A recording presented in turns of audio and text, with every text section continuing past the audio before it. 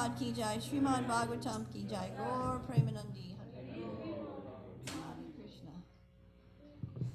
So today we're reading from first canto, chapter 2, Divinity and Divine Service. We're going to read a series of verses as usual, from text 23 to 29. But we'll concentrate on the last one, 28 and 29. Om Namo Bhagavate Vasudevaya.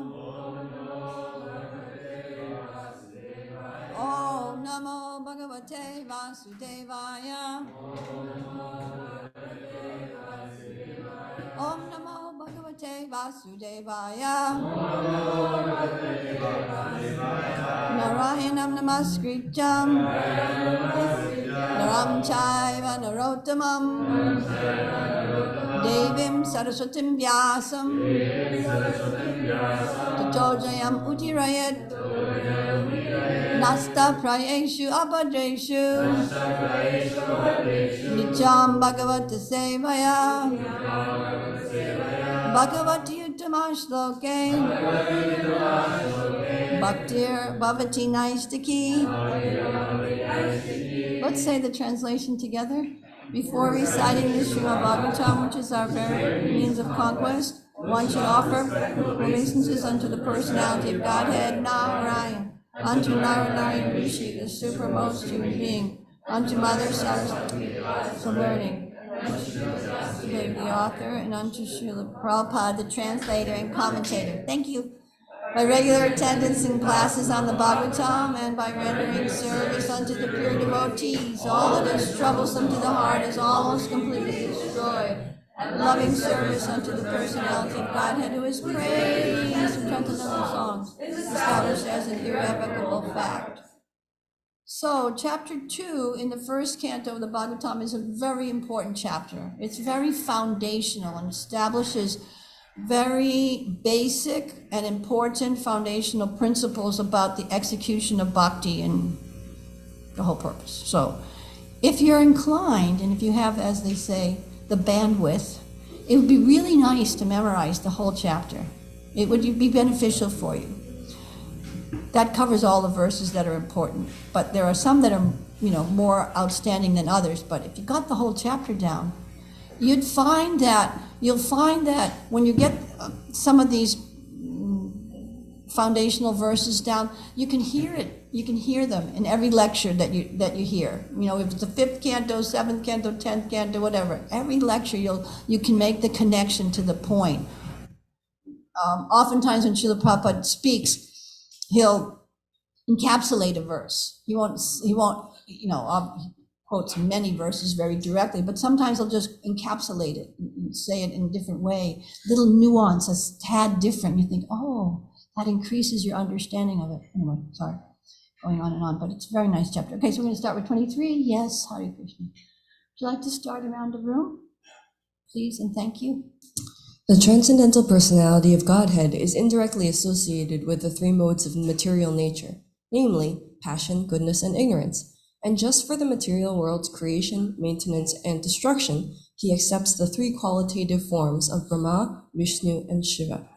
Of these 3, all human beings can derive ultimate benefit from Vishnu, the form of the quality of goodness. Okay, so an important point here, and easy to miss, is that the Lord is indirectly associated with the 3 modes of material nature.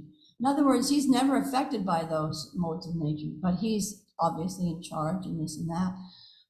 And his association with the material world is also indirect. When I first heard that, and I first tried to grasp that, I found it a little discouraging. But when you clear off the muck in the heart, you see that,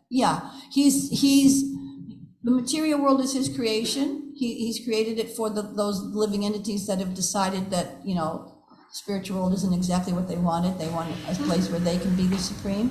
We can be the supreme. I could be the supreme. And so graciously he's facilitated that, but he's in charge, and it has a whole system of management. So 23 and 24 are connected. So 23 is talking, what we just read is about the 3 modes of material nature, and then it says the last sentence, of these 3, all human beings can derive ultimate benefit from Vishnu, the form of the quality of goodness.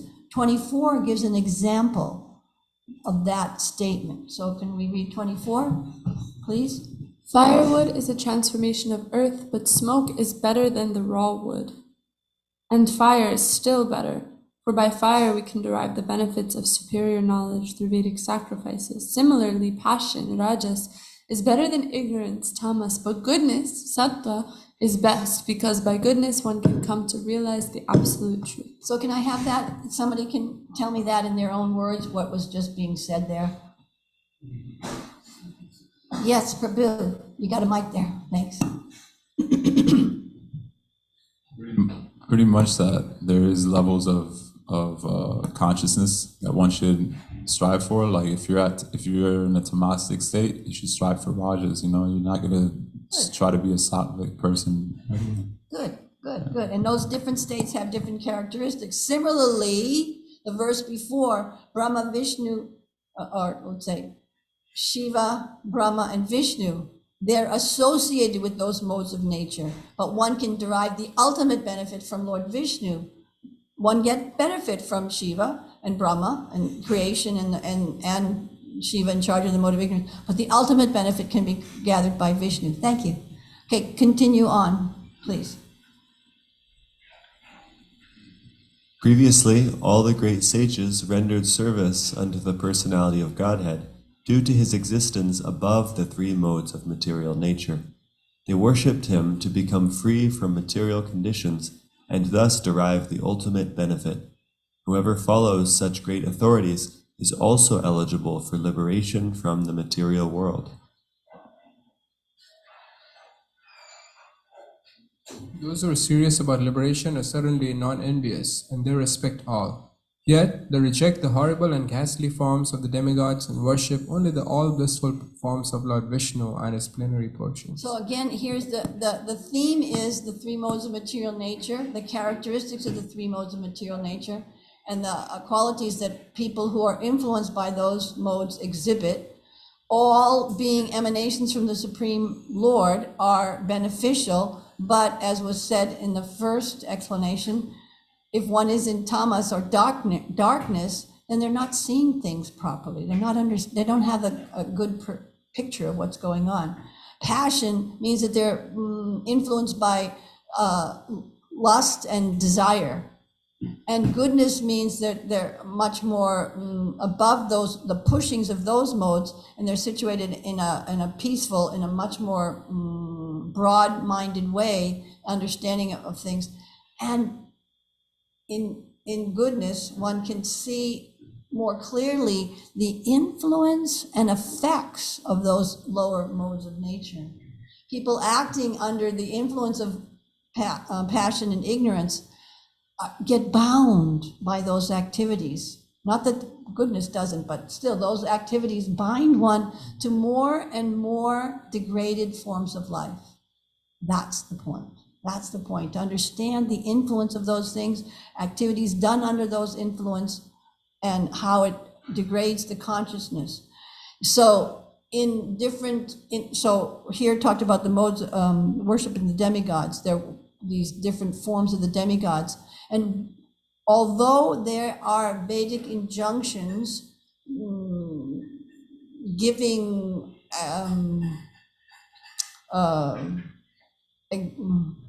guidance, like, what was it? License? Yeah, license, thank you, to worship the Lord, different forms of the Lord, to fulfill desires in a bona fide way. Still, by engaging in those desires, they're bound to the material world, birth, death, old age, and disease. So it's not a good deal, ultimately. Okay, we're on 27, correct? Yes. If you have any comments or questions, you can do them, but please go on. Those who are in the modes of passion and ignorance worship those in the same category, namely the forefathers, other living beings, and the demigods who are in charge of cosmic activities, for they are urged by a desire to be materially benefited with women, wealth, power, and progeny. Yeah. And so the Vedas give injunctions on how to live like that in a authorized way, so that one can be peaceful. But how can one be peaceful in a place that's temporary, full of birth, death, old age, and disease? Sooner or later, something's going to happen. So text 28, 29, we can, this verse now is culminating and reminding us that the whole purpose of the Vedas is not to live happy here in the material. We're going to chant this verse together. We'll do the Sanskrit, okay? Yeah, thanks. The whole purpose of this material creation is not to live here peacefully or try to live here peacefully. The whole purpose of Vedic knowledge is not to get situated, with, as they said, wealth, women, and progeny, etc., etc. But the whole purpose of Vedic knowledge is to develop bhakti.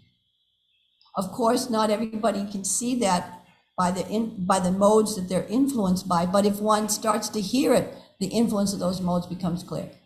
Okay, here we are.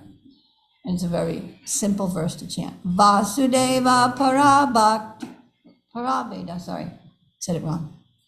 Vasudeva Paraveda. Vasudeva Paramaka. Vasudeva Parayoga.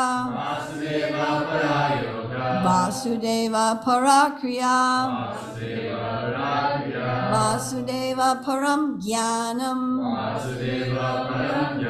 Vasudeva Param Tapa. Vasudeva Paro Dharmo. Vasudeva Paragati. Please chant. Vasudeva Paraveda. Vasudeva Paraveda. Vasudeva Paramaka. Vasudeva Parayoga. Vasudeva Parayoga. Vasudeva Parakriya. Vasudeva Parakriya. Vasudeva Param Jnanam. Vasudeva Param Jnanam. Vasudeva Param Tapa. Vasudeva Param Tapa. Vasudeva Paro Dharmo. Vasudeva Paro Dharmo. Vasudeva Paragati. Vasudeva Paragati. Vasudeva Paraveda. Vasudeva Paraveda. Vasudeva Paramaka. Vasudeva Paramaka. Vasudeva Parayoga. Vasudeva Parayoga. Vasudeva Parakriya. Vasudeva Parakriya. Vasudeva Param Jnanam. Vasudeva Param Jnanam. Vasudeva Param Tapa. Vasudeva Paro Dharmo. Vasudeva Paragati. Vasudeva Paragati. Vasudeva. Personality of Godhead. Para. Ultimate goal. Veda. Revealed scriptures. Vasudeva. Personality of Godhead. Para. For worshiping. Maka. Sacrifices. Going skipping. Para. Means of attaining. Yoga. Mystic paraphernalia. Para. Under his control. Kriya. Fruit of activities. Vasudeva. The personality of Godhead. Param. The supreme. Jnanam. Knowledge. Vasudeva. The personality of Godhead. Param. Best. Tapa. Austerity. Vasudeva. The personality of Godhead. Thank you. Vasudeva. The personality of Godhead. And Vasudeva. The personality of Godhead. Para. Superior. Superior quality. Dharma. Religion. Vasudeva.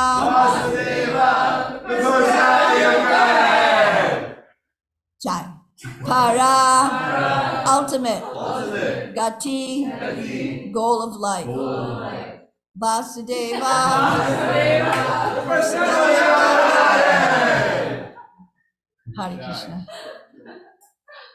In the revealed scriptures, this is Srila Prabhupada's translation and its purport. In the revealed scriptures, the ultimate object of knowledge is Sri Krishna, the personality of Godhead. The purpose of performing sacrifice is to please Him. Yoga is for realizing Him. All fruitive activities are ultimately rewarded by Him only. He is supreme knowledge, and all severe austerities are performed to know Him. Religion, dharma, is rendering loving service unto Him. He is the supreme goal of life. Want to say it together? Okay. In the revealed scriptures, the ultimate object of knowledge is Sri Krishna, the personality of Godhead. The purpose of performing sacrifices to please Him. Realizing Him, and all fruitive activities are ultimately rewarded by Him only. He is supreme knowledge, and all severe austerities are performed to know Him. Religion, dharma, is rendering loving service unto Him. He is the supreme goal of life. Om Agina Timidandasya Janandana Salakaya Chakshu Umilitam Jaina Tasmai Shri Gurave Namaha. I was born in the darkness of ignorance, and my spiritual master very kindly forced open my eyes with the torchlight of knowledge. Therefore, I am totally indebted to Him and beg for service at His lotus feet, life after life. Srila Prabhupada ki jai. So this is quite a lengthy purport, lengthy enough. It's hard to tell how lengthy it is without a book, but it's lengthy enough. But yeah. But the point being, and we'll get to reading the purport very shortly, the point being that bhakti, the Bhagavatam is about explaining bhakti yoga. That's the goal of the Bhagavatam. That's the goal of everything, as we explained here. It's all about bhakti. Now, there are different faith categories of knowledge explained in the Bhagavatam. There are different types of realizations, Brahman, Paramatma realization explained in the Bhagavatam. And there are different examples of people who are successful doing something and who are unsuccessful doing something. And all of it is meant to point towards bhakti. All of it. Just like we're here in the first canto, you're only in the second chapter right now, but you'll speed along as you usually do when you're reading the Bhagavatam here. First canto. So,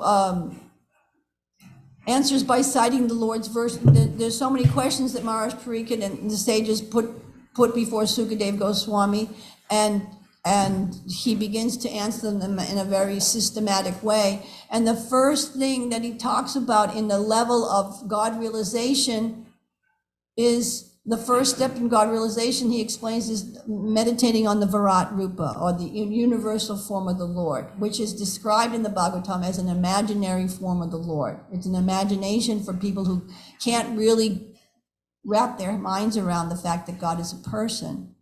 So why is that mentioned as the first step? It's mentioned not as a recommendation for us to do it, but it's mentioned as a comparison. There are different ways to realize the absolute truth, some more gradual and some more direct. By comparison of those understandings, one can see that the process of bhakti yoga is the most direct, the easiest to perform, and has the highest goal to achieve. Now we'll read the purport. Hare Krishna. You want to start reading the purport, someone? Until I interrupt very shortly? No problem. Thank you. That Sri Krishna, the personality of Godhead, is the only object of worship is confirmed in these two shlokas. In the Vedic literature, there is the same objective, establishing one's relationship and ultimately reviving our lost loving service unto Him. That is the sum and substance of the Vedas.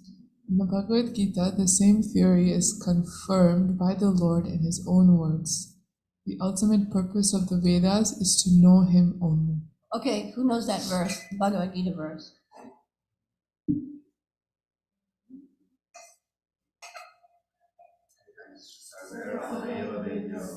Yes, what chapter is it in? 15. Yes. Okay, thank you. Continue. To know Him only. All the revealed scriptures are prepared by the Lord through his incarnation in the body of Srila Vyasadeva, just to remind the fallen souls conditioned by material nature of Sri Krishna, the personality of Godhead. No demigod can award freedom from material bondage. Can you give me an example? No demigod can award freedom from material bondage. Can you give some examples? Yes, dear? Exactly the one that I was thinking of. Lord Brahma, Hiranyakashipu, performing intense austerities. Can you remember some of the austerities that he performed? Yes, Prabhu.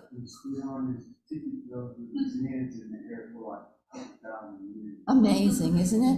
Can you imagine if you did that here in Florida? And that's just exactly what happened to him. The ants came and bit him to death. You know, and then he had, by the mystic potency, he kept his life in his bones. Amazing, huh? Yeah. But was he successful? Nah, couldn't make it. Okay. That is the verdict of all the Vedic literatures. Impersonalists who have no information of the personality of Godhead minimize the omnipotency of the Supreme Lord and put him on equal footing with all other living beings. And for this act, such impersonalists get freedom from material bondage only with great difficulty. Beep. What's the verse? Gita verse.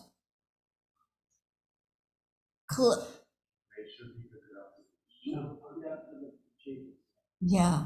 Avyakta Chakta, 12, which chapter? I just said it, 12. Okay. 12th chapter. Yes, because Arjuna is asking him, which is better? You know, worship your form or worship the which is better? Tell me which one's better. Krishna says, it's very hard to make progress in the impersonal path. It's possible, but it's very hard. And it's a lot of difficulty. Because it's not natural. Okay. Continue on. Someone else would like to continue? One sentence left. Oh yeah, one more sentence. Thank you. Thanks, guys. Yeah, they can surrender unto him only after many, many births in the culture of transcendental knowledge. What's that verse?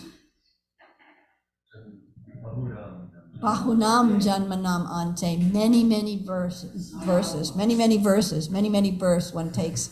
And then Sa Mahatma Sudurlabha, very rare. Sudurlabha. Not just Durlabha, but Sudurlabha. So this is the thing, and this is the kind of one of the points that I was making by knowing or becoming familiar. And if you can memorize these verses, you'll see them. Prabhupada will put them in everywhere. And you'll be able to pull them out from there, just like we're doing with these Gita verses. Okay, another reader. And if you have a comment or question, you can make. Okay, Vaninath. One may argue that the Vedic activities are based on sacrificial ceremonies. That is true. But all such sacrifices are also meant for realizing the truth about Vasudeva. Another name of Vasudeva is Yajna, sacrifice. And in the Bhagavad Gita, it is clearly stated that all sacrifices and all activities are to be conducted for the satisfaction of Yajna, or Vishnu, the personality of Godhead. Do you know that verse? Because I don't know it well enough. That's Yajyatat karanonyatra lokam kamabandhana. Yeah, otherwise you get bound by those activities. What chapter is that in? Do you remember? Okay. That might be Karma Yoga. Okay. Continue. This is the case also with the yoga system. Yoga means to get in touch with the Supreme Lord.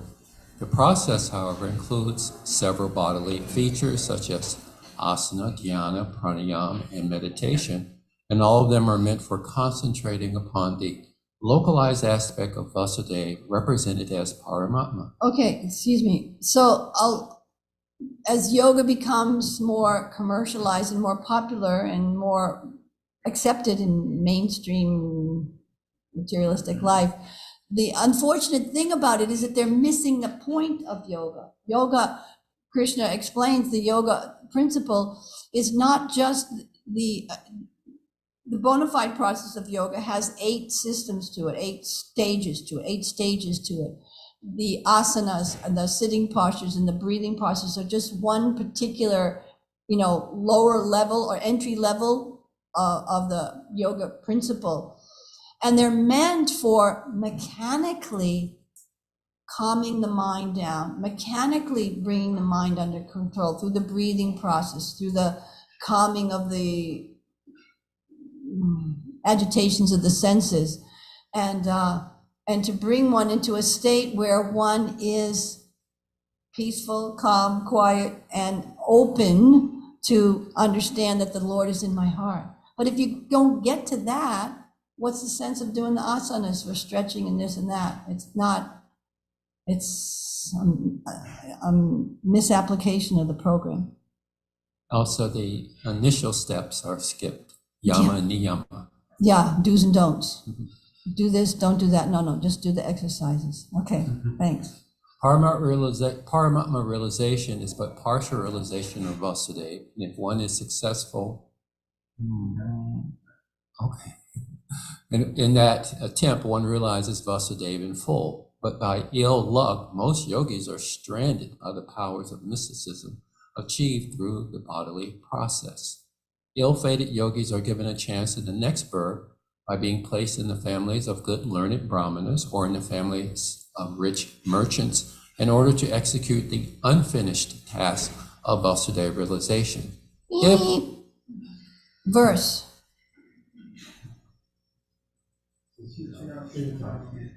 Suchinam Shumitam Gehe, Yoga Brastra. Yeah. In other words, in what's the circumstance? Arjuna is asking Krishna, what happens to someone who starts but isn't totally successful?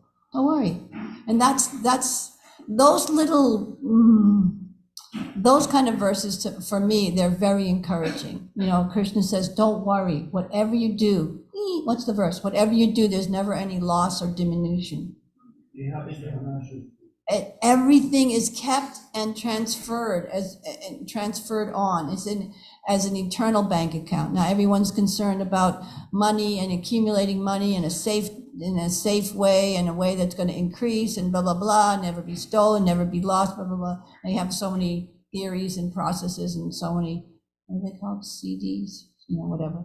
So many things, stock market, so many plans, but it's never not lost. It's always lost, But for anyone who starts, the process of bhakti yoga, ultimate success is guaranteed. Do you know that?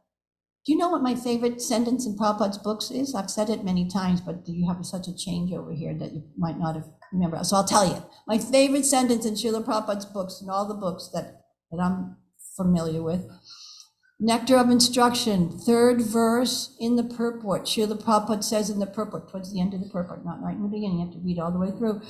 He says, the process of bhakti is so pure and potent that once having begun, one is dragged to ultimate success. Haribol, right? Exactly. So that is so encouraging. From where we're at now, aspiring devotees, and where we want to go, there's a little space, like 100 quadrillion, mahamillion, 47 trillion to the 20,000th power yojanas away. Okay? But by starting out, one is guaranteed ultimate success because it's carried over. Little progress, little progress, little progress. Now, someone might, just as some of us are more familiar with trying to get an uncooperative child into a car who doesn't want to go or doesn't want to sit in his car seat or her car seat or the car seat. How's that? Doesn't want to sit in the car seat. So they might be kicking and screaming, and it takes a little longer to get them in there safely for their own good in there. But what if he just goes in with a happy mood and gets, and you're on your way really fast? So that's, we might be deviated along the path at different levels, just like, oops, that reminds me of what the Paramatma yogis, they're aspiring for realizing Paramatma, Astanga Yoga. Oftentimes Prabhupada just, what did Prabhupada just say that they were distracted by? Oftentimes, Paramatma yogis, The results of mysticism. Mysticism. And then, yes. And then another thing that they're also distracted by is, unfortunately, some of them, when they actually get the revelation that the Lord is in my heart, they misunderstand and think, I am that Lord. I am the same. It's an equal level. But so that's another thing that Srila Prabhupada stresses over and over again, aside from the terminology, the personality of Godhead.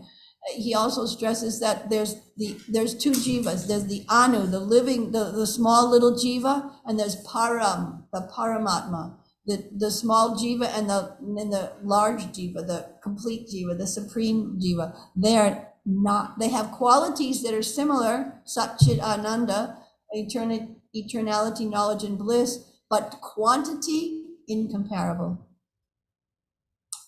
Also, just a comment, Mother Sukata gave this in a Sunday feast long back, and I remembered it. It's just in that example of where we are and the distance, etc. She said, when you compare where we've come from to how close we are, we're very close. Good point. Very, very close. Very good, encouraging point. Yeah, it's true. Thank you. If such fortunate brahmanas and sons of rich men properly utilize the chance, they can easily realize Vasudeva by good association with saintly persons.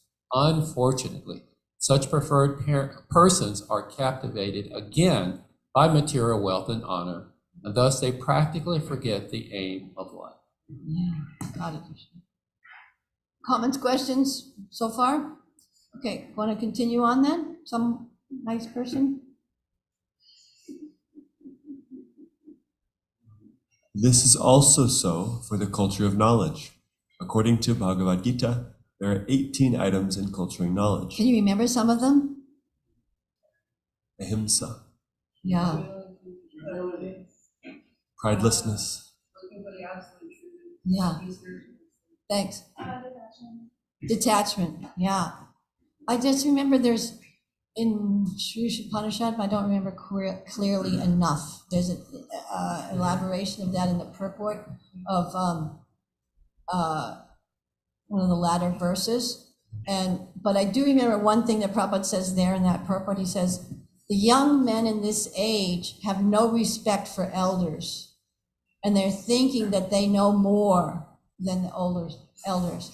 And I can remember as a teenager thinking how out of it my parents were, because they weren't, whatever values they had were antiquated values, and that the new values that we had of eat, drink, and be merry in a different way than their eat, drink, and be merry were much more advanced. Anyway, sorry, I got a little distracted there, but go ahead. By such culture of knowledge, one becomes gradually prideless, devoid of vanity, nonviolent, forbearing, simple, devoted to the great spiritual master, and self-controlled.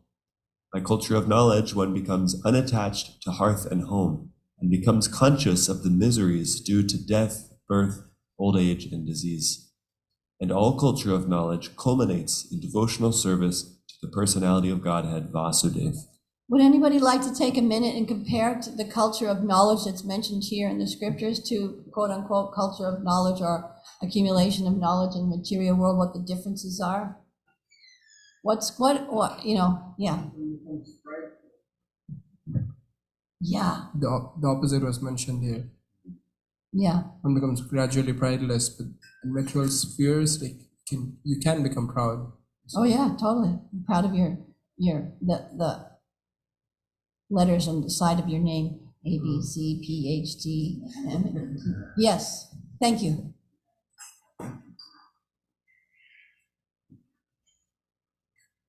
A combination of knowledge and material knowledge culminates into bondage to material nature, and culturing knowledge in spirituality culminates into devotional service. Thank you. Very good. And a very essential difference, isn't it? Very essential difference, and that's the whole point.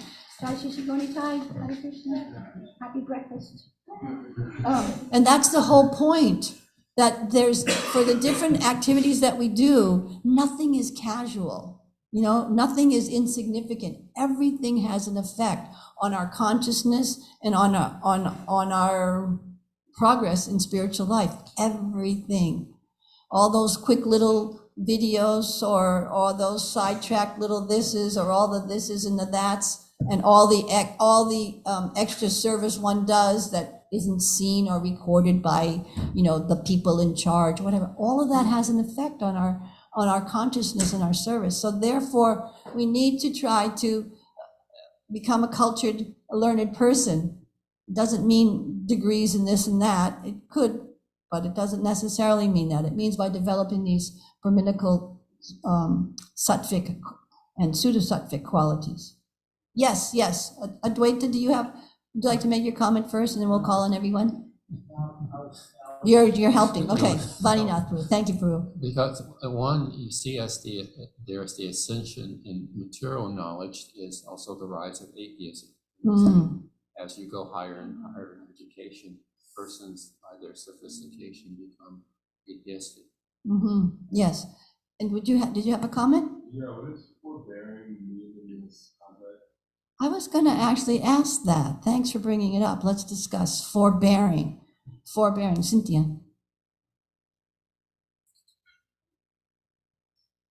Cynthia is a very nice name. You may call me Cynthia if you like. Generally, people call me Christina. That's exactly, I was just testing you to see if you could remember. Thank you. Hare Krishna. It's a symptom. Thank you. So forbearing, I think, is about self-regulation. It's about the right nectar of instruction, verse 1, a sober person who can tolerate the urge to speak, mind's demands, actions for anger, and the urges of the tongue, belly, and genitals is qualified to make disciples all over the world. So it's like when you want to do something for an immediate reward, but that doesn't help you get a larger payoff later, are you able to resist that urge and to go for the larger payoff? Whether that's like, I want to spend money to get, something now, or I want to,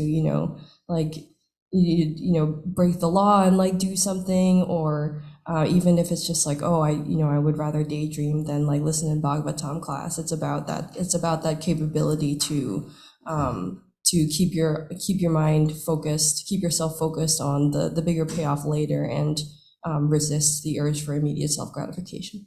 Thank you. And would you like to read whatever definition is there? Forbearing is patient and restrained, like you were saying, patient and restrained. Restraint, yeah. Patience and restraints, and tolerate the distractions, as you said, keeping your mind on the ultimate thing that you want to achieve. Were there other comments or questions? Yes, Prabhu. I was going to point out that self-controlled is an item of knowledge, and we see most university students on Friday and Saturday nights exhibit their lack of self-control. Yeah. It's actually the complete opposite, isn't it? It's the complete opposite of knowledge, and the disconnect between atheistic activities and dissatisfaction and strife and violence and this and that in the world, they don't make that connection. Whereas one lives in a connected way, one sees that everything has an effect on everything else. Okay, I'll go a little further on the purport, whoever would like to. Yes. And all culture of knowledge culminates in devotional service to the personality of Godhead Vasudeva. Therefore, Vasudeva is the ultimate aim in culturing all different branches of knowledge. Culture of knowledge leading one to the transcendental plane of meeting Vasudeva is real knowledge. Physical knowledge in its various branches is condemned in the Bhagavad Gita as ajnana, or the opposite of real knowledge.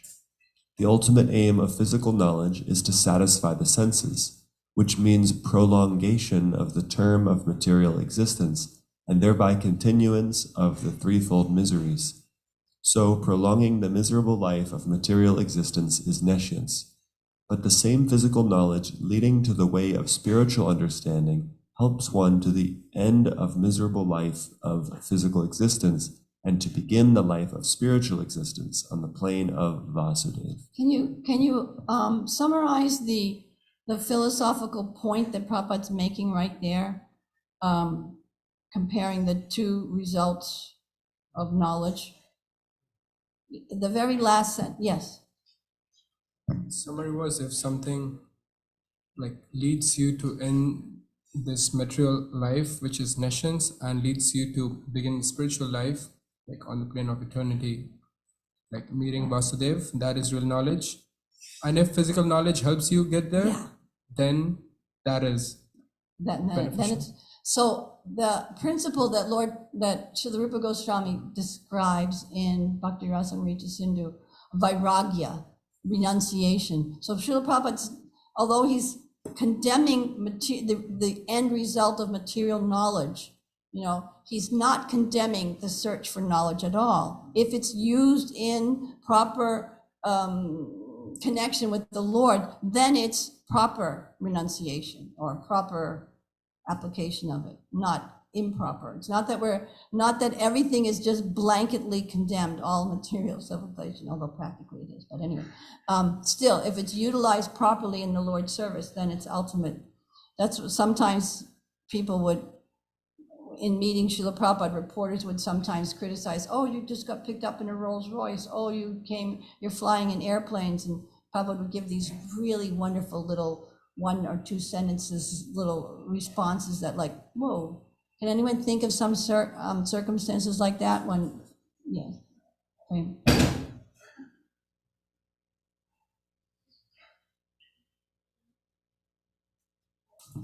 They picked him up in a Rolls Royce and he told the reporters it should have been like a gold carriage. I mean, picking up your spiritual master. Yeah, who's on the same level as as good as God should be a gold one. Another one, can you think of one time there was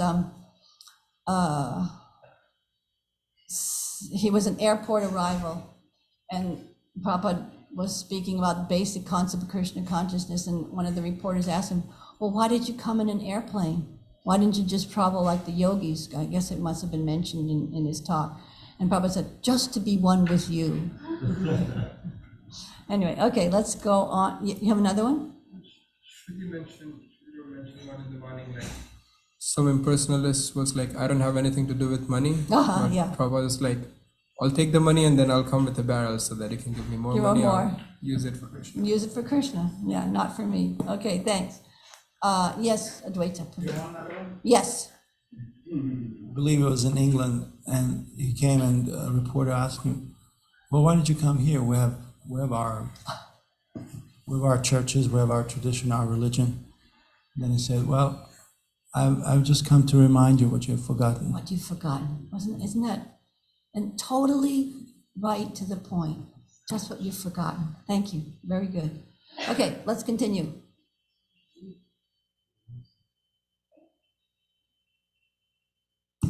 The same applies to all kinds of austerities. Tapasya means voluntary acceptance of bodily pains to achieve some higher end of life. Ravana and Hiranyakashipu underwent a severe type of bodily torture to achieve the end of sense gratification. Sometimes modern politicians also undergo severe types of austerities to achieve some political end. This is not actually tapasya. One should accept voluntary bodily inconvenience for the sake of knowing Vasudev, because that is the way of real austerities. Otherwise, all forms of austerities are classified as modes of passion and ignorance. Passion and ignorance cannot end the miseries of life. Only the mode of goodness can mitigate the threefold miseries of life. Vasudeva and Devaki, the so-called father and mother of Lord Krishna, underwent penances to get Vasudev as their son. Lord Sri Krishna is the father of all living beings. Therefore, he is the original living being of all other living beings. He is the original eternal enjoyer amongst all other enjoyers. Therefore, no one can be his begetting father, as the ignorant may think. Lord Sri Krishna agreed to become the son of Vasudeva and Devaki upon being pleased with their severe austerities. Therefore, if any austerities have to be done, they must be done to achieve the end of knowledge, Vasudeva. Thanks. So there's just one more paragraph and we'll try to complete that. One more person to read. Vasudeva is the original personality of Godhead, Lord Sri Krishna. As explained before, the original personality of Godhead expands himself by innumerable forms. Such expansion of forms is made possible by his various energies. His energies are also multifarious, and his internal energies are superior and external energies inferior in quality. They are explained in the Bhagavad Gita as the para and the apara prakritis. So his expansions of various forms which take place via the internal energies are superior forms. Jai Shri Shri Guru Nitai. Whereas the expansions which take place via the external energies are inferior forms. The living entities are also his expansions. The living entities who are expanded by his internal potency are eternally liberated persons, whereas those who are expanded in terms of the material energies are eternally conditioned souls. Therefore, all culture of knowledge, austerities, sacrifice, and activities should be aimed at changing the quality of the influence that is acting upon us. For the present, we are all being controlled by the external energy of the Lord. And just to change the quality of the influence, we must endeavor to cultivate spiritual energy. In the Bhagavad Gita, it is said that those who are Mahatmas, or those whose minds have been so broadened as to be engaged in the service of Lord Krishna, are under the influence of the internal potency. And the effect is that such broad-minded living beings are constantly engaged in the service of the Lord without deviation. Okay, so I'm going to just summarize because Prabhupada's talking about the three energies of the Lord there. What are those three energies? Yeah? Internal, external, and marginal. And can you give me the Sanskrit for them? Parag Shakti is external, Antaranga Shakti is internal, and Tatashta is marginal. Yeah, Tashta. Yeah, thank you. So he's talking about, and this is the wonderful aspect of trying to understand Krishna. There's unlimited information, detailed information, and it just will keep the mind and busy for a very long time as one attempts to becomes attracted to trying to understand what's going on. So Prabhupada talks about the qualities of the energies that are expansions that Krishna makes through the in the material world, and then the qualities in the spiritual world, and then the jiva in the middle can either go right or left, or towards the internal potency or towards the external potency. And so therefore he brings the argument above the criticism of acquiring material knowledge or acquiring this or that or performing austerities, but he's talking about, no, actually, if you bring your activities to the transcendental platform, they'll bring you closer to the internal potency of the Lord, where life is eternal, where there's ever increasing activities in bliss, where there's no influence of any of the other features, external energy or time or degrading influence.